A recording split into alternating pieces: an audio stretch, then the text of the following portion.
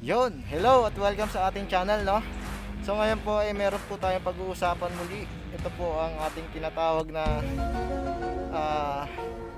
crankcase bearing. Ngayon tatanggalin po natin siya. Ituturo ko sa inyo kung paano siya tanggalin at napaka-basic lang po siyang tanggalin. So bago po tayo magsimula, dating gawin po, kung may time ka lang naman po, huwag na po kayo mahiyang i-click ang ating like button dahil po sa like nyo malaking tulong na po ito sa ating channel.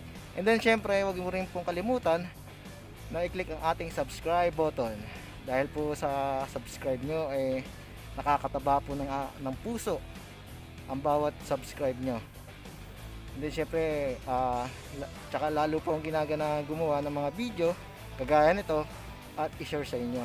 So yun po, tara, simulan na natin. Let's go!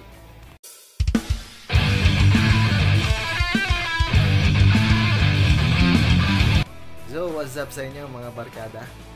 So, bago tayo magsimula, no, bilhin muna natin yung ating gagamitin para matanggal natin yung ating crankcase bearing. So, tara!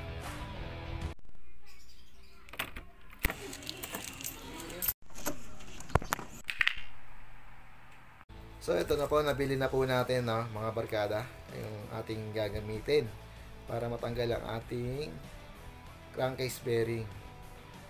Pero may optional naman po, pwede rin kayong gumamit ng dyaryo kung marami kayong dyaryo dyan. Kasi po wala naman kaming dyaryo dito na available, kaya ito na lang po ang binili ko.